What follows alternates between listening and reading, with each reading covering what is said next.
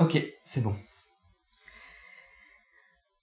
Est-ce que Guillaume, tu pourrais me raconter un petit peu aussi à quel moment tu t'es dit que peut-être c'était la fin de ton analyse, ou que peut-être tu avais envie d'un ailleurs, peut-être que ce cadre ne te correspondait plus. En tout cas, déjà, comment psychiquement tu t'es dit, faudrait que ça se termine, tu vois. Le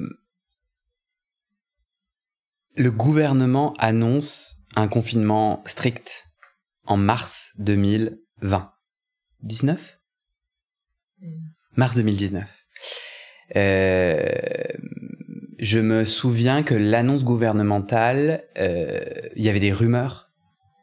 Je me rappelle vraiment, c'était très angoissant. J'avais peur, je me sentais extrêmement seul. J'habitais à ce moment-là seul.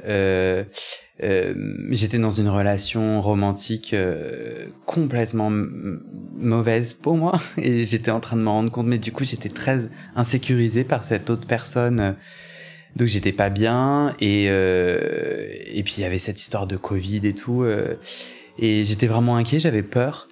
Notre séance est le lundi avec mon analyste et juste alors c'est le matin, alors je crois que c'est le dimanche soir qu'ils disent à partir de mardi, vous avez plus le droit de sortir de chez vous. Et c'était le premier confinement ultra bourrin et tout, enfin très strict. On fait une séance et juste après la séance, vraiment 10 minutes après, mon frère me dit, on part se réfugier dans une maison. Est-ce que tu veux venir ? Mon frère, sa femme et leurs 3 enfants. Et je décide d'y aller. Et j'ai envoyé un texto à mon analyste qui ne m'a jamais répondu. Je lui ai dit... j'en avais parlé en séance. J'avais dit, alors c'est ça, mon souvenir me revient. En gros, je me disais, oh là là, le traquenard. Je sais pas combien de temps je vais vivre avec la famille de mon frère. Et du coup, mon frère aîné. Et en fait, moi, j'étais à ce moment-là encore le dernier. Donc aujourd'hui j'ai 35 ans. Voilà, c'était il y a. Mais du coup, t'es dans une maison avec des enfants où du coup tu ne choisis aucune des règles et je l'observais. T'es plus adulte, quoi. En tout cas, entre nous, il n'y avait pas un espace où on était du coup 3 adultes et 3 enfants. Et moi, j'avais une voix. On était plutôt dans l'habitude, en fait, je redeviens un peu enfant. Et donc, je m'inquiétais vraiment de ça. Et à la fois, d'être dans mon appartement parisien tout seul, j'étais très angoissé. Je décide d'y aller. Mon analyste ne m'a jamais répondu. Et donc, je pourrais raconter 2 histoires. Ouais, je trouve ça pas cool. En gros, j'ai trouvé ça pas cool. J'étais là, non mais en fait... Est-ce que tu lui dis quoi dans ce texto ? Je pourrais presque le retrouver si tu veux que je te le lise, mais et du coup, je vais te raconter ce que je me souviens et après, je serais curieux qu'on fasse pause et que j'aille te le lire. Je lui ai dit, je décide d'aller dans cette maison et donc je vous tiens au courant quand je reviens sur Paris pour continuer les séances. Donc, tu décides de mettre pause. Ouais. Aux séances. Oui. Et je pense qu'il y a une part de moi un peu enfantine qui était là, mais valide ma décision. Et là, désolé, mais je fais pas une pause au hasard, je fais une pause... les temps sont impressionnants, je suis en train de choisir le mieux pour moi, valide ce mieux pour moi. Il ne l'a pas fait. Et après, en vrai, l'autre histoire que je peux raconter, c'est que moi, ça m'allait très bien qu'ils répondent pas. En fait, j'étais en train de tester une mise à distance, et en gros, j'étais là, peut-être qu'il l'a pas reçu, peut-être qu'il a pas répondu, peut-être qu'il a oublié de répondre, et quoi qu'il arrive, j'ai pas envie de le relancer, j'ai pas besoin ni envie d'être en communication avec lui, j'ai pris une bonne décision, et en fait, peu me chaud, pas tout à fait bien sûr, mais tu vois. Le confinement se passe, et alors, toute ma fratrie se réunit dans cette maison.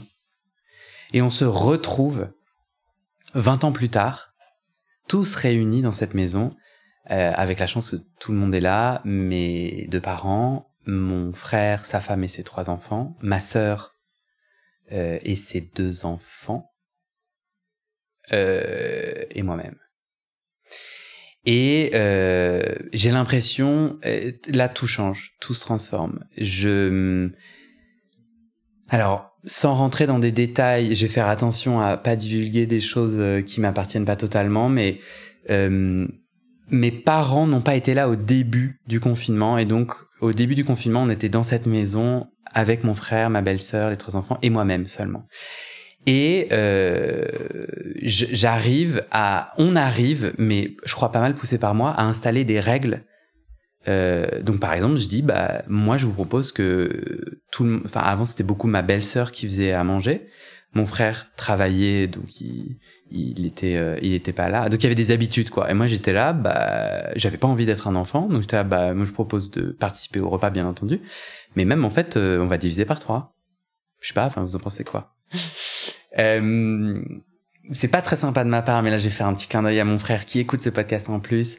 Il nous a fallu quand même lui prouver que c'était possible de faire des steaks hachés épinards surgelés et que ça prenait pas plus de 15 minutes, que c'était faisable. Et je taquinais tout. Non, ça a été super, tu vois. Moi, j'ai trouvé une façon de m'exprimer en étant assez maladroit. Mais en tout cas, on s'est entendu et on a pu créer une dynamique qui était très chouette et qui déjà m'a fait sentir que j'étais un adulte et puis que j'étais un adulte pas si débile que ça, quoi. Enfin, je pouvais apporter des choses parce que du coup, ma belle-sœur était là, c'est trop cool. Mon frère était aussi vachement content. Enfin, on a tous été contents d'une organisation. On a passé des très beaux moments. Moi je me suis vraiment j'ai senti toute l'importance de la fratrie pour moi et toute sa beauté.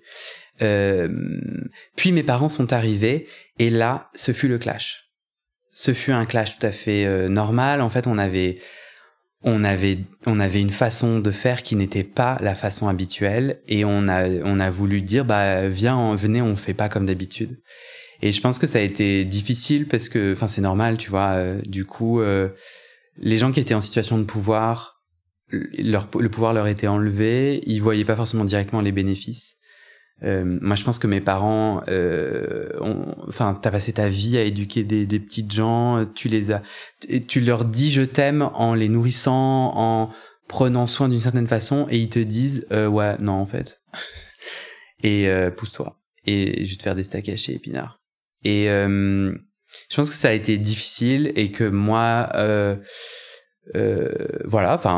et du coup, déjà, donc il y a eu du conflit, mais on est quand même parvenu à quelque chose. Puis ma sœur nous a rejoints, elle habitait à l'étranger à ce moment-là, et en fait, je me suis revu en fratrie. J'ai vu les systèmes. Et pour la première fois, je me suis et mon frère s'est décalé de l'habitude. Mon frère qui a changé et en fait et moi aussi, blablabla. Et en fait avec mon frère, on a eu des discussions qu'on n'avait jamais eues avant. On s'est beaucoup rapprochés et on a eu des conversations dont j'avais besoin. J'ai entendu ses émotions. Du coup, j'ai eu un peu plus de place pour les miennes. J'ai découvert que je me racontais des choses à son propos qui étaient fausses. Et on a eu l'opportunité, notamment, on a couru. Moi, j'ai couru tous les jours. Et j'ai eu beaucoup de chance, du coup, de cette maison et de la campagne aux alentours. Et on a couru ensemble, en fait. Et à ce moment-là, on a parlé très intimement.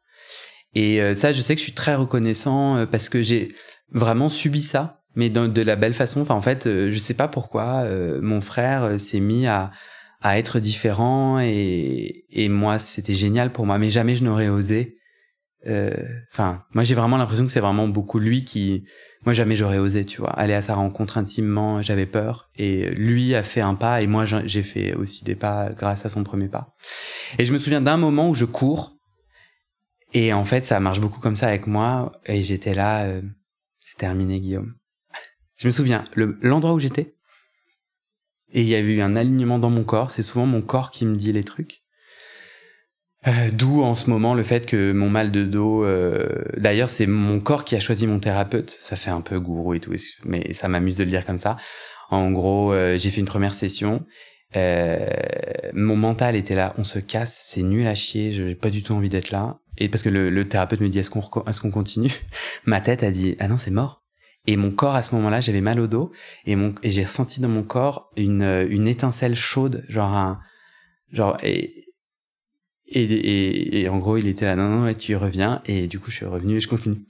Et donc, ouais, là, je courais et j'avais une discussion avec une amie, fille de psychanalyste, mais une amie qui habite en Israël, que j'embrasse, que je trouve vraiment géniale. Et je sais que nos échanges ont été très puissants, que je l'ai choisie aussi comme aidante de ce processus. Et donc, au fur et à mesure du confinement, de ce silence qui s'opérait, et de nos discussions, on en a eu une ou deux, mais elles étaient puissantes. Et il y a un moment donné, et j'ai senti, tu vois, ce soleil, cet oxygène de me dire, la suite va se faire autrement et ailleurs. Et tu sais, un peu ce délice de j'ai peur. Waouh. Et ah non, en fait, je vais pas le faire, c'est mort. Quelle bête d'idée. Tu vois, je fais des allers-retours. Donc ça a été clé. Et après, pendant le confinement, j'ai décidé que j'allais ranger et nettoyer le grenier. Vraiment le grenier familial avec les trésors de notre famille qui a beaucoup voyagé, mais aussi d'une famille explosée par le deuil, par la mort, et par des événements tragiques. Et en fait, moi, je dormais au grenier. J'adorais ça et tout. Je trouve ça trop bien. J'adore cette chambre. Et donc, je dormais au grenier. Donc, t'as une chambre chouette, propre et tout. Et puis, pour aller dans les pièces communes, tu dois passer par un grenier où vraiment c'était sale, poussiéreux, dégoûtant, et pas bien entretenu. Enfin, on est quand même une famille de maniaques, mais, enfin, tu vois, et je sais parce que on avait mis des morceaux de moquette, des trucs qui tombent quand t'essaies de mettre quand tu mets une moquette, pour que je puisse marcher, pour pas que je dégueulasse toute la maison. C'était bien que c'était sale, tu vois. Et après, hop, tu descends l'escalier et tu rejoins la maison familiale. Donc moi, j'avais mon nid comme ça, où du coup, j'étais pas totalement un habitant de la maison, je sentais ça. Et puis un jour, j'ai dit, moi, je vais nettoyer. Et j'ai découvert l'inertie familiale.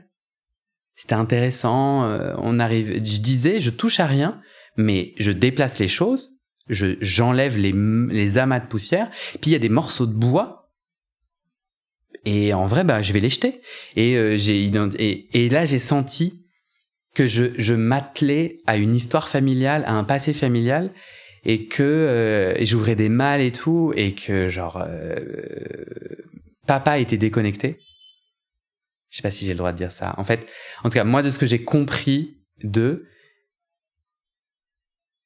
m'invente cette histoire-là. Mais en tout cas, j'ai senti que, non, on n'allait pas ouvrir les malles ensemble, que eux l'avaient déjà fait, ce travail sur le passé, ou qu'en tout cas, il n'y avait pas le lien là, ou que c'était pas le sujet, ou que c'était pas leur envie ou la priorité. J'ai quand même dû un peu me battre, et c'est là où j'ai aussi été moins petit dernier, parce que j'étais là, non mais là, je te dis, genre, je suis pas en train de te dire, je vais pas transformer le délire. Je dis, là, t'es d'accord que ces morceaux de bois, nous n'en avons pas besoin. Est-ce que t'es ok que je nettoie simplement? Et moi, ça m'a fait un bien de fou. J'ai repris, c'était trop beau. Du coup, les malles sont plus accessibles. J'ai découvert que la charpente était en train d'être grignotée par des petites bêtes. Plutôt cool, non? Du coup, j'ai pu transmettre l'information et c'est mon père qui s'en est chargé. Enfin, pour moi, c'est vraiment l'image de la puissance de la psychanalyse, tu vois. On n'a pas envie d'aller dans la poussière et les bouts de bois qui mettent des échardes. C'est compliqué parce qu'en fait, à partir du moment où tu vides un grenier et que tu passes par la maison, l'endroit partagé, en fait, tu mets de la poussière partout. Enfin, tu veux dire, parce que tu traînes des choses, même si tu fais très attention, tu amènes beaucoup de ce sale dans la maison. Et donc ça fait peur aux gens, ça saoule parce que t'es sur le passage, tu vois ce que je veux dire?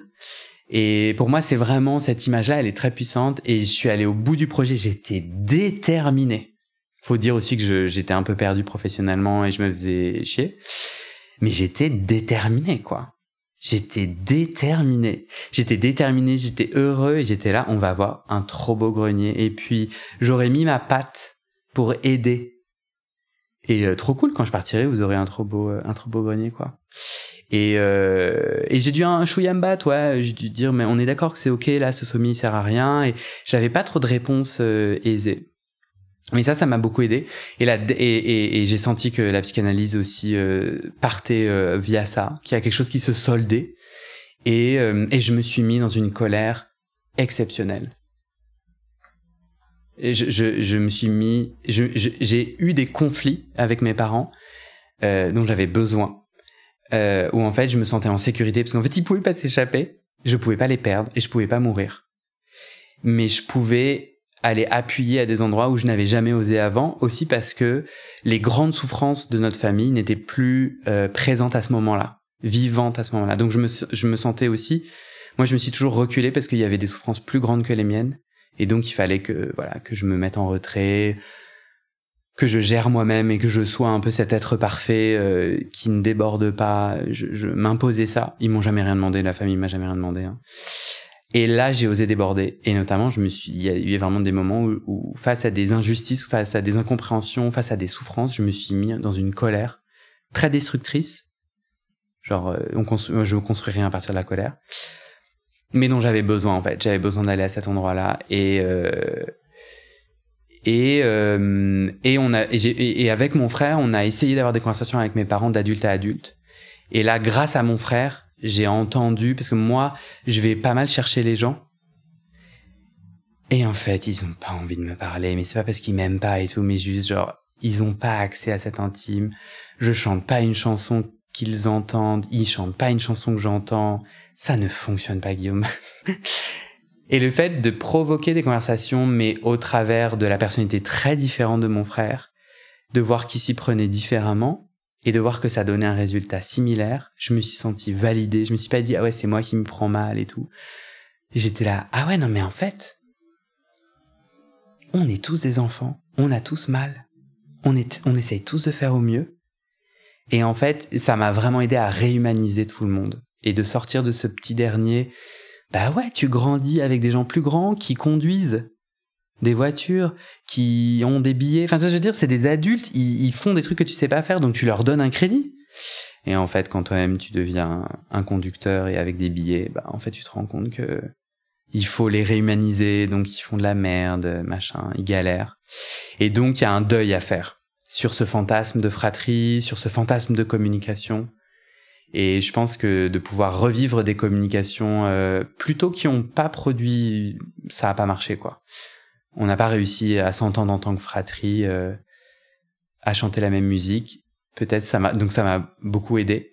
Et puis à la fin de la thérapie, à la fin du confinement, mon frère a dit et si on faisait, alors je crois que c'est mon frère, je lui donne pas mal de crédit. Je m'en donne aussi parce que du coup j'ai été, mais je me souviens vraiment que moi j'en aurais pas rêvé, j'aurais pas osé. Et il a dit viens on fait une thérapie de fratrie. Et j'ai dit bah grave. Et enfin, c'est très longue réponse. Et enfin, l'amour de ma vie, je suis allé le rechercher grâce au confinement. Et je me suis senti... ça a aussi beaucoup participé. Je me suis senti... je me suis senti libre, solide. Et puis... et donc du coup, juin, je reviens du confinement. Je reviens à Paris. On fait des séances, et là, la suite de l'histoire qu'on a dans l'épisode 1 de mon podcast, en tout cas, reprend. En gros, je lui en parle directement, en lui disant, moi, je veux pas faire les choses hâtivement. Je suis pas un enfant. Et donc, c'est l'adulte, et du coup, bah, moi, je veux prendre soin des choses. Donc, je pars pas en courant. Donc, il y aura autant de... Enfin, dites-moi ce que vous en pensez, quel est le cadre de cette fin, et là, tout ce process-là a confirmé que... Mais je pense que de toute façon, j'aurais cherché. Il pouvait rien faire. Parce que j'ai pas trouvé que le process de fin était top. Et je pense que j'avais besoin de le trouver pas top pour en fait passer à autre chose. Moi, au bout d'un moment, le silence, en fait, j'ai envie de construire des choses et j'ai envie d'avoir des questions. Et en fait, dans mes notes de ce matin, dans mes notes de Milan, et que j'ai relu, enfin je les ai pas toutes lues ce matin, hein, mais j'ai scanné et j'ai fait confiance au hasard. Il s'est mis quand même à me poser un peu plus de questions, donc en fait il a entendu ma demande crédit que je ne lui ai jamais donné et que je ne lui donne que maintenant. Et notamment, il m'a laissé un jour avec... il m'a demandé « Qui essayez-vous de sauver ?»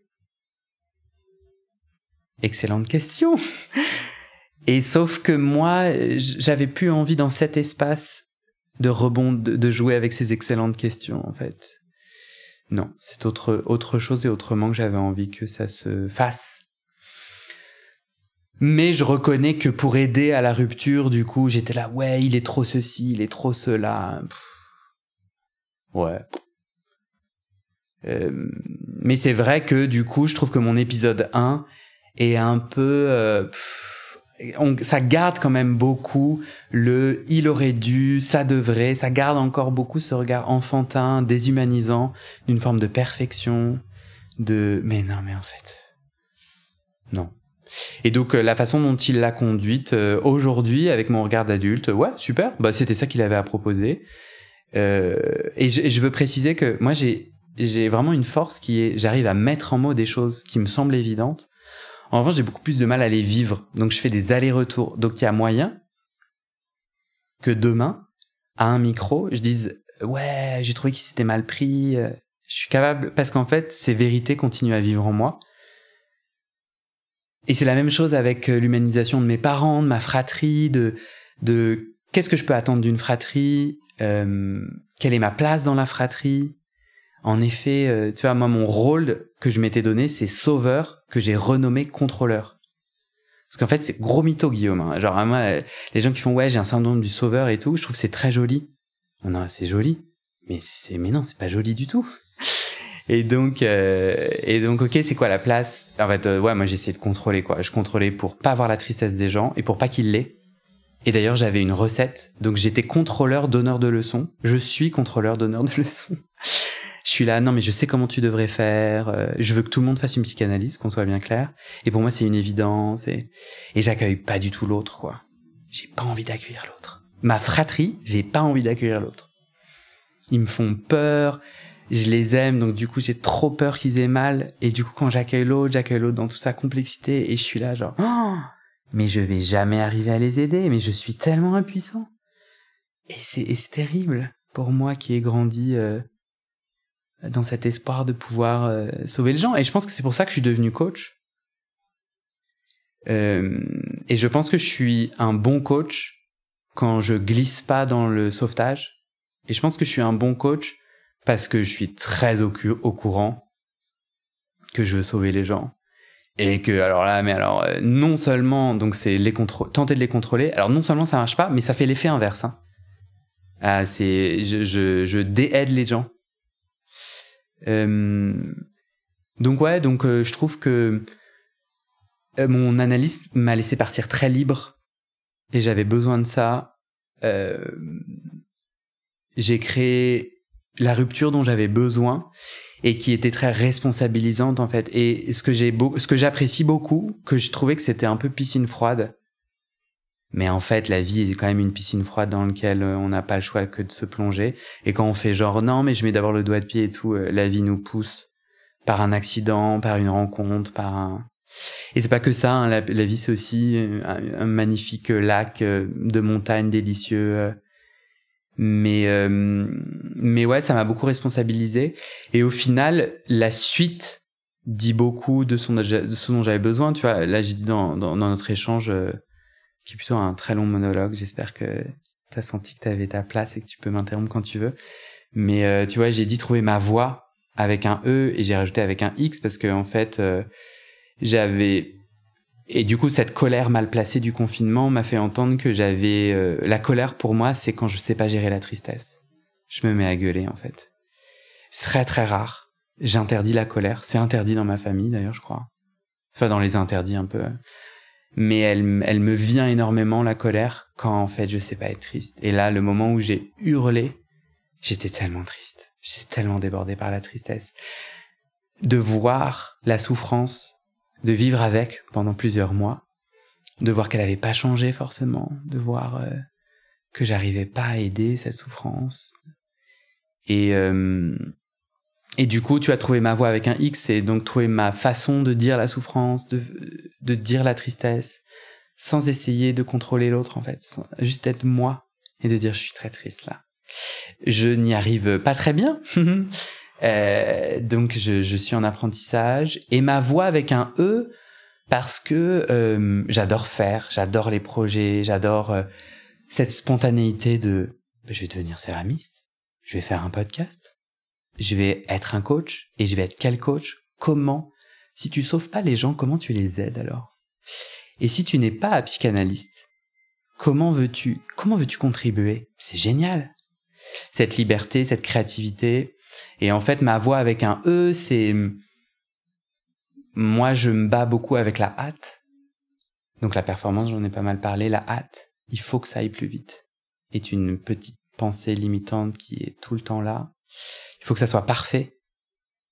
Elle est très présente, tu vois. Là, on est chez moi, on utilise mes micros. Hier, j'ai eu un bug de micro. Et en fait, tu vois, j'ai une partie de mon cœur qui bat en me disant, mais là, si tu vois, Joe est venu, parce que t'habites en plus à un endroit qui est pas forcément, je sais pas ce que j'ai le droit de dire, mais en gros, enfin, et donc je sais pas quand est-ce que tu reviendras à Paris et tout. Et donc j'ai tout ça qui, tu vois, et aussi, est-ce que le son sera assez bien? Est-ce que donc je garde encore pas mal sur la voix avec un E, la question de vite, la question du parfait, alors qu'en fait. Le parfait, c'est comme le sauveur, hein, c'est un terme. La perfection est vraiment un terme. En fait, j'ai pas encore trouvé son pendant réel, mais ça détruit tout. Je suis à côté de la plaque. Je suis pas. Et en fait, ma voix avec un X, c'est le podcast. C'est qu'au final, moi, un peu comme je disais, je suis prêt à pleurer dans la vraie vie. J'essaye en tout cas. Pour moi, le micro et le podcast, c'est un divan de la vraie vie, et donc j'ai l'impression d'être un passeur, j'ai l'impression d'être un véhicule, d'être un catalyseur. Parce que je propose aux gens un espace, et je me propose à moi aussi un espace qui n'est pas intime comme le divan, mais qui l'est tout de même, qui n'est pas protégé par la confidentialité du divan, mais qui est quand même plus protégé qu'une vidéo ou un...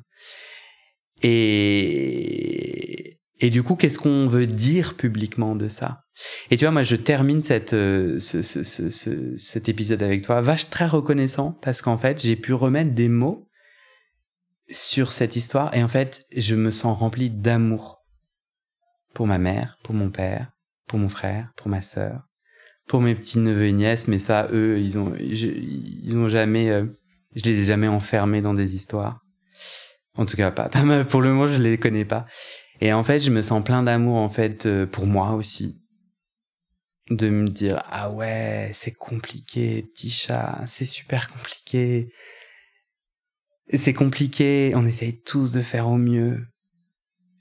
Et du coup, je vois tout ce que j'ai subi comme des agressions, enfin, avec eux, tu vois, les mésententes et tout. Et je me dis, ah ouais, en fait, si je regarde ça autrement, je vois plein d'autres choses, en fait. Et je suis tellement plus puissant quand je sors des gens de leur exigence. Ouais, mon analyste, il doit être comme ça. Enfin, c'est en tout cas le jeu de la psychanalyse, et tant mieux, mais...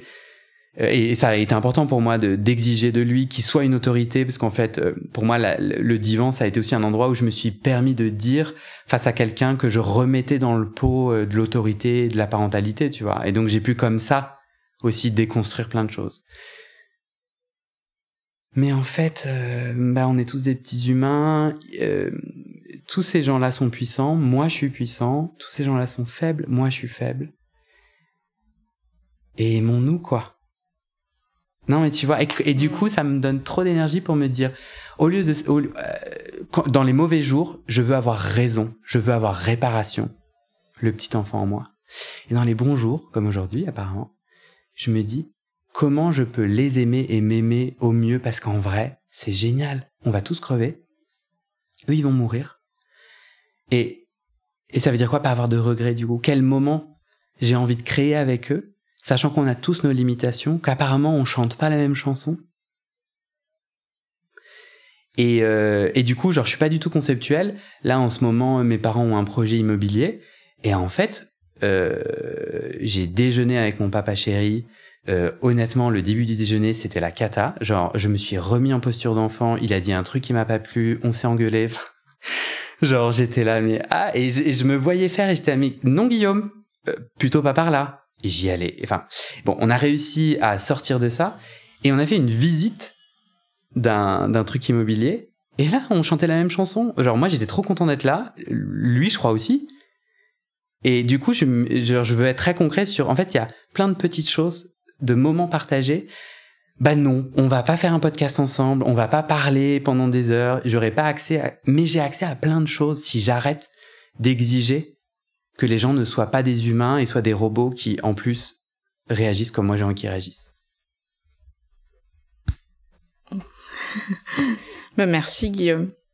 Je pense que tu nous as partagé un vrai témoignage sans forcément à chaque moment dire ce que t'as pu en sortir de cette analyse.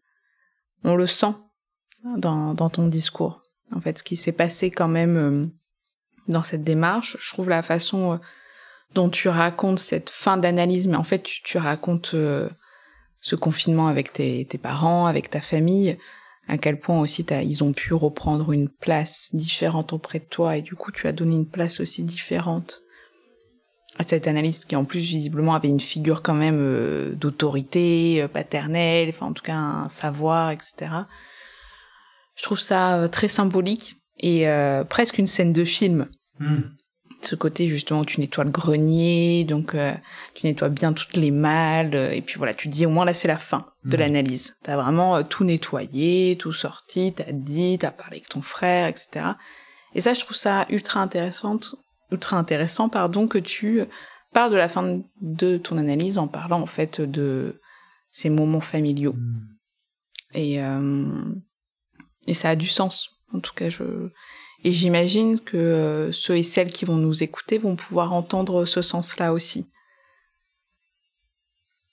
Donc voilà, je veux vraiment te remercier pour ce moment où tu partages de façon intime et généreuse ce que tu as vécu. Avec plaisir. Moi, je sens que je suis à mon juste endroit et ça me rend très heureux. Et j'ai envie de rajouter deux choses. J'ai envie de rajouter d'abord que la quête continue pour moi, continue ailleurs, par ce podcast notamment, par ces podcasts que je fais. Et j'aimerais le dire, en fait, je crois que à ma question, la dernière séance de psychanalyse, la réponse est oui et non. C'est-à-dire, il y a des dernières. Déjà, il y a la dernière. Genre celle que tu viens de faire ou que tu as fait la plus récente. Est-ce qu'elle sanctionne une fin FIN ou pas? Mais il y a aussi jamais de dernière, c'est-à-dire il y a toujours un travail en cours que je continue. J'ai envie de visibiliser que dans la recherche de cette voie avec un X et un E, il y a la question de l'ego. Parce qu'au final, ce besoin et cette envie, tu parlais de film, et je sens qu'il y a une part de moi, vraiment je continue à naviguer ce besoin de reconnaissance. Et j'essaye de l'accueillir, de dire moi je sais que les romanciers, les romancières, les scénaristes, tous celles et ceux les artistes, celles et ceux qui m'offrent des expériences artistiques, notamment, où je les remercie et s'ils me disaient non mais c'est un peu égotique, je devrais pas le faire, je leur dirais mais non mais fais-le parce que ça me nourrit et puis donc j'ai à la fois envie moi d'assumer qui je suis et j'aime beaucoup ce que je découvre, parce que dans mon podcast de coaching, je raconte mes propres blocages. En fait, je suis vraiment inspiré à l'idée de mettre en lumière que je suis coach, mais j'ai plein de blocages. J'accompagne les gens sur le blocage, mais j'en ai aussi. Et ce qui me rend intéressant et généreux, c'est parce que j'utilise les outils que je propose sur moi, et ce, de façon vulnérable et transparente. Parce qu'en fait, la vulnérabilité et l'authenticité, c'est bien. Genre, je suis pas un robot. Et donc, cette humanisation que j'essaie de faire profiter aux autres, j'essaie de m'en faire profiter. Alors, il y a des allers-retours, je me fous la pression de ouf. Enfin, vraiment, c'est très gris comme... Mais quand même, il y a... Et je découvre aussi les limites. Donc, je veux absolument que les audiences augmentent. Et je suis là à me forcer à faire de la promotion. Et je me perds. Et je sens que j'essaie de nourrir un ego de je veux être tu vois, je veux être reconnu, mais d'une façon où du coup, en fait, je fais pas bien la communication, ça ne m'intéresse pas du tout. En tout cas, certaines communications auxquelles je pense. Donc, je découvre un peu la vanité qui m'habite aussi, tu vois, où en gros, je suis là à regarder des chiffres et à me dire, ok, ça me donne une valeur ou pas. Et d'ailleurs, plus je suis dans la vanité. Donc, ce que je veux dire, c'est que le partage de l'intime, je découvre que c'est à double tranchant, je découvre qu'il y a une complexité et un juste milieu à trouver. Et que j'ai beaucoup de joie à chercher cet équilibre, tu vois, entre télé-réalité où en fait tu montres tout et n'importe comment et tu veux juste du clic et machin. Et en fait, ce que je trouve génial, c'est que j'ai un garde-fou intégré. Parce que moi, je peux te dire qu'à partir du moment où je fais un truc qui est rationnellement et commercialement intéressant, mais qui n'est pas moi, alors toute la machine s'éteint. Enfin, en 2 jours, elle s'éteint. Et donc, je peux pas trop aller au mauvais endroit, donc ça met beaucoup en joie. Et tu vois, dans la suite de la psychanalyse, mon podcast sur la sexualité des hommes queer, des hommes homosexuels, bisexuels ou trans, ou autres, c'est vraiment de cette parole de sexualité intime avec une couche de honte et de culpabilité. Aujourd'hui, j'ai envie d'avoir une parole intime, alors avec des couches d'émotions, peut-être il y a encore de la culpabilité, de la honte certainement, mais comme un projet public et politique. Alors pas politique en mode, politique dans le sens. Donc ce podcast-là, c'est des témoignages d'hommes qui racontent leur chemin de sexualité. Et comment on fait en fait pour devenir sexuellement épanoui dans une société qui n'a pas créé des codes, des films, des histoires et un espace qui t'accueille. Tu vois, c'est même si ça change, non en fait, on parle, la sexualité, toute sexualité confondue est assez interdite dans l'espace public. Quand elle n'est pas interdite, elle est soudainement ultra pornographique et très imposée.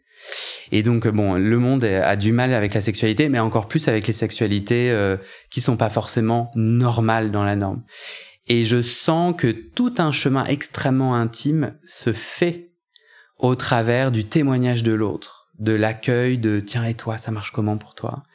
Et je sais que du coup, je me nourris énormément des autres, avec les autres en fait, en étant à égal, en disant mais, et c'est ça en fait ma joie ce podcast de psychanalyse, c'est et toi du coup ça, mais c'est pas du tout un et toi, c'est vraiment un et toi joyeux de bon moi plein de trucs et tout, mais j'ai envie de sortir de moi et de mes verres d'eau et de mes marasmes et toi.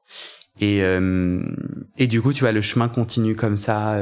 Et la céramique et tout ça, excuse-moi. Pourquoi je précise ça? Parce qu'en fait, c'est que des activités que j'ai commencé vraiment à la fin de ma psychanalyse, en fait, où j'ai vraiment déclenché. Et c'est très lié, en fait. Je me suis autorisé à être coach, céramiste, podcasteur, qui est un peu anormal, et puis où j'avais des doutes sur mon modèle économique, etc., comment j'allais subvenir à mes besoins. Et voilà, quoi. Et je suis très heureux de ça. Promis, j'en rajoute pas. Eh ben merci Guillaume et à très bientôt du coup. J'adorais, je te remercie, c'était vraiment un plaisir et je veux le dire au micro et quand on coupera, je te le redirai aussi dans notre intime à nous. J'adorais te faire une invitation et si tu ne coupes pas ce passage-là, j'aimerais que les gens t'envoient des emails si jamais ils ont envie que moi je vienne à toi et que je te pose des questions sur ton propre chemin à toi. C'est une invitation que tu pourras totalement refuser, on est très différents et il n'y a pas du tout de pression. Enfin, en fait, si tu coupais ce passage-là, je serais très heureux parce qu'en fait, tu fais ton chemin et que ça inclut pas forcément de te raconter toi. Et c'est vraiment cool et vraiment, je le pense. Mais si jamais ça te titille, si jamais nos chemins se sont croisés aussi parce qu'il y a quelque chose en moi sur lequel tu aimerais rebondir, j'adorerais que tu me rebondisses dessus. C'est entendu. À bientôt. Merci.